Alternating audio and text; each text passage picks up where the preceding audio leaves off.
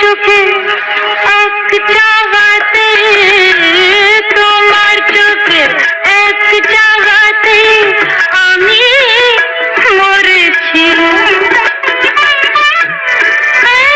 যখন এসো কাছে, অনেক কথা বলার আছে। যখন এসো কাছে, অনেক কথা বলার আছে। ভালোবাসা মালা কি আর, ভালোবাসা মালা কি আর বইব কেন হাতে, একটু বেশি রাতে। মনের মানুষ ফিরলো ঘরে, একটু বেশি রাতে। লাজুকলো তার ফুলের মধু, লাজুকলো তার ফুলের মধু ঝরলো আঙিনাতে, একটু বেশি রাতে। নির্মল আলোয় আপনাদেরকে স্বাগত। মহানায়ক উত্তম কুমারের জন্মশতবর্ষ উদযাপনে নির্মল আলোয় এই পর্যায়ে দ্বিতীয় নিবেদন গায়ক ও সুরকার উত্তম কুমার। চলচ্চিত্র জগতে উত্তম কুমার হলেন সমুদ্রের মতো। আপনি তার মধ্য থেকে যত জলই তুলে নেন, তার কখনোই তল পাওয়া যাবে না। তিনি একজন সর্বোত্তম অভিনেতা তো বটেই, তার সাথে সাথে তিনি একজন দক্ষ পরিচালক, চিত্রনাট্যকার, সুরকার এবং গায়কও। তবে এটা সত্য, পরবর্তীকালে তার অভিনয় সত্তার কাছে অন্য গুণ দক্ষতাগুলো চাপা পড়ে গেছে। উত্তম কুমার ছোটবেলা থেকেই অভিনয় আর সঙ্গীতের প্রতি অতিরিক্ত অনুরাগী ছিলেন। তিনি মাত্র 5 বছর বয়সে বিদ্যালয়ে অভিনয় করে সকলের প্রশংসার পাশাপাশি পদক লাভও করেছিলেন।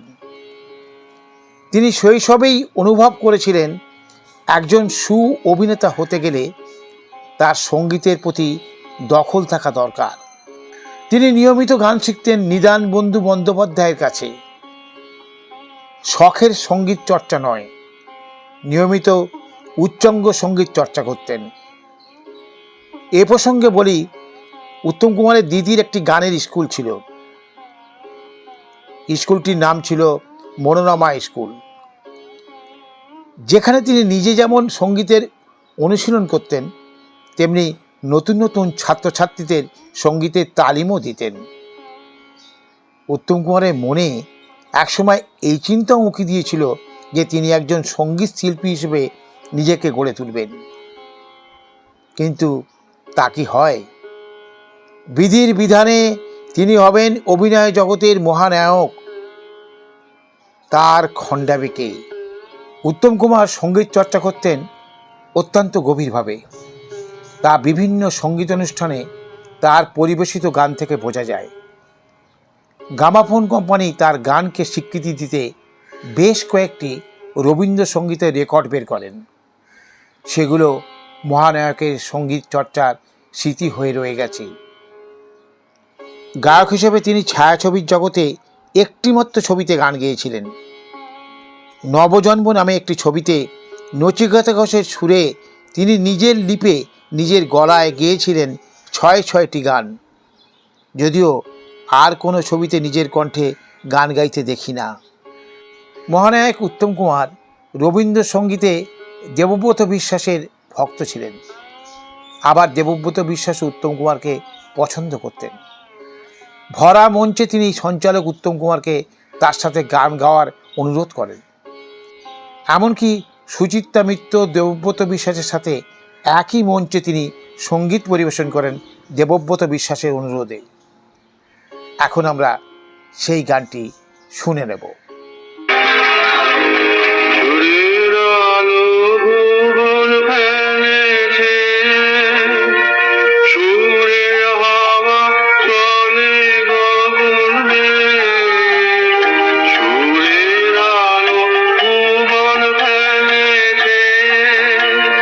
সুরের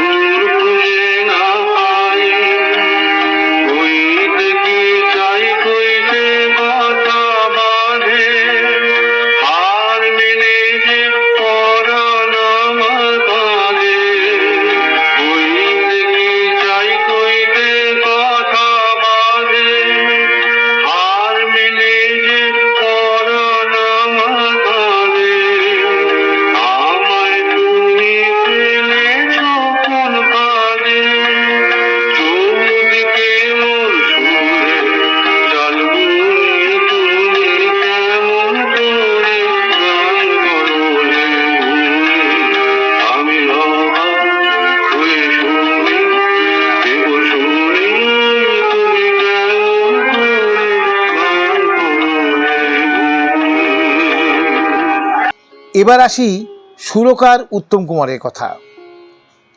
তিনি জীবনে প্রথম সুর দেন নিজের লেখা একটি দেশাত্মবোধক গানে।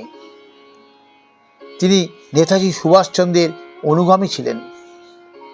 1945 সালের 23শে জানুয়ারি নিজের সাথীদের নিয়ে এই গানটি গেয়ে তিনি প্রচার করেছিলেন। গানটি ছিল, সুভাষেরই জন্মদিনে গাইব নতুন গান, সেই সুরেতে জাগবে মানুষ, জাগবে নতুন প্রাণ, ইত্যাদি। ছায়াছবির জগতে তার দক্ষ পরিচালনার ছাপ দেখতে পাই 3টি ছবিতে: শুধু একটি বছর, বনপলাশির পদাবলী ও কলঙ্কিনী কঙ্কাবতী। 3টি ছবি সব দিক থেকে সফল। আর সুরকার হিসেবে 1966 সালে কাল তুমি আলিয়ার ছবির সঙ্গীত পরিচালনার দায়িত্ব নেন। গান গেয়েছিলেন আশা ভোসলে ও হেমন্ত মুখোপাধ্যায়। এ প্রসঙ্গে একটা কথা বলি, আশা ভোসলে ছিলেন অভিনেতা উত্তমের অনুরাগী, কিন্তু যখন শুনলেন গানগুলি গাইতে হবে উত্তম কুমারের সুরে, তখন তার মনে একটা দ্বিধা ও কিন্তু দেখা দিয়েছিল। তাই তিনি শর্ত দিয়েছিলেন, ঠিক আছে, উত্তম কুমারকে আমার বাড়িতে এসে ওনাকেই গানগুলো তুলিয়ে দিতে হবে। উত্তম কুমার তখন বোম্বেতে ছিলেন ছোটি সি মুলাকাত ছবির শুটিংয়ে। গীতিকার পুলক বন্দ্যোপাধ্যায়কে সাথে নিয়ে মহানায়ক হাজির হলেন আশা ভোসলের বাড়ি। আশা ভোসলেকে গানগুলো শুধু তুলিয়ে দিলেন না, নোটেশন পর্যন্ত লিখে দিলেন। হতবাক আশা ভোসলে। উত্তম কুমারের গানের জ্ঞানের গভীরতা থেকে সেদিন তিনি চমকে গিয়েছিলেন। তার মুগ্ধতা অনেক গুণ বেড়ে গিয়েছিল। ছবি এবং ছবির গান তুমুল জনপ্রিয়তা লাভ করে, বিশেষ করে আশা ভোসলের 2টি গান। এছাড়া সব্যসাচী ছায়াছবির সুরকার ছিলেন তিনি। এমনকি বনপলাশির পদাবলী ছবিতে পরিচালনার পাশাপাশি সঙ্গীত পরিচালনাতেও অংশ নেন।